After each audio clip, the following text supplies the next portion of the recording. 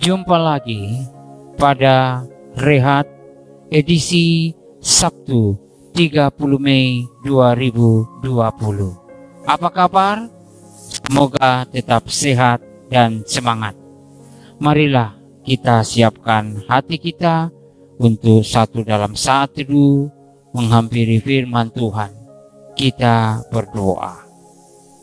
Syukur kepadamu ya Allah, hari yang baru di pagi yang indah, kami boleh menghampiri hadirat-Mu yang kudus.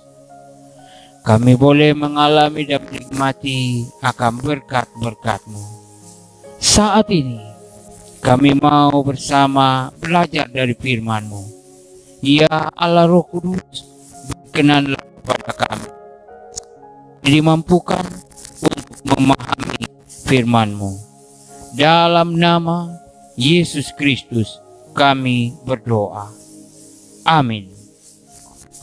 Kita terambil dari Keluaran 19 ayat 17 sampai 25. Namun saya akan baca ayat 21 sampai 23. Firman Tuhan.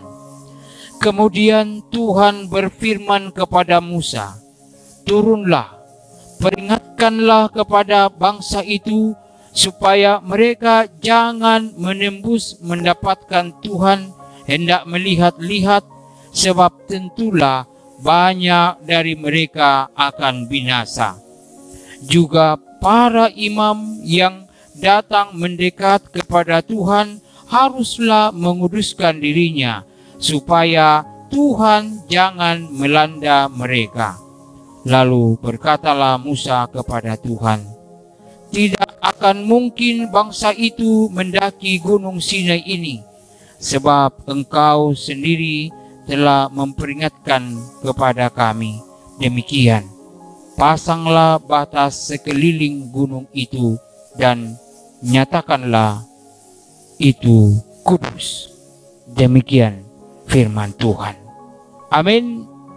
Nah, tema kita hari ini ialah menjaga kekudusan hidup. Saudara-saudara, teringat pada masa kecil, waktu masih sekolah minggu waktu itu, ada seorang guru sekolah minggu melarang kami untuk menyentuh, apalagi mau naik di atas mimbar. Tidak ada penjelasan pada waktu itu mengapa tidak boleh. Makanya kami hanya menjauhi mimbar dan melihat dari beberapa meter dan tidak boleh menyentuhnya, apalagi mengotorinya. Nah, apa yang terjadi pada bangsa Israel? Bacaan kita hari ini, bahwa pada hari ketiga Musa membawa bangsa itu keluar dari perkemahan untuk berjumpa dengan Allah, dan bangsa Israel berdiri pada kaki Gunung Sinai. Gunung Sinai tertutup dengan asap karena Tuhan turun ke atasnya dalam api dan seluruh gunung itu gemetar. Tuhan berfirman kepada Musa, peringatkanlah kepada bangsa itu supaya mereka jangan menembus mendapatkan Tuhan, sebab tentulah banyak dari mereka akan binasa. Musa berkata, tidak mungkin bangsa itu mendaki gunung itu, sebab Engkau sendiri telah memperingatkan kepada kami untuk memasang batas segala di sekeliling gunung itu dan menguruskan tempat itu.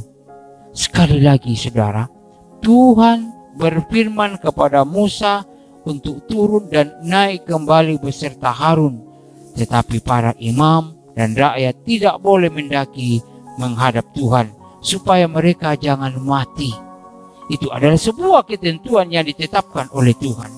Karena itu hal ini sangat penting untuk menjadi pelajaran bagi kita dalam menjalani kehidupan kita, dalam mewujudkan ketaatan dan kesetiaan kita kepada Tuhan. Betapa pentingnya kita menjaga keterhubungan kita dengan Tuhan dalam kekudusan. Mengapa kekudusan hidup di hadapan Tuhan itu penting? Karena ini semua untuk menyatakan kehidupan yang kudus di hadapan Tuhan. Sebab jika kita tidak menjaga kekudusan hidup di hadapan Tuhan, berarti kita akan binasa.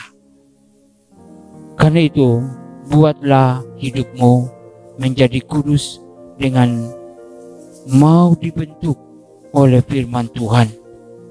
Membentuk hidup dengan penuh kebenaran dan menjadi kemuliaan bagi Tuhan. Mari berdoa. Bapa Surgawi, betapa seringnya kami gagal mewujudkan kekudusan-Mu dalam ketaatan kami kepada firman-Mu. Karena itu Roh Kudus, kuasailah hati dan pikiran kami, sehingga kami mampu berpikir dan bergerak untuk melakukan yang terbaik bagi kemuliaan nama Tuhan. Kami mohon di dalam nama Tuhan Yesus. Haleluya. Amin.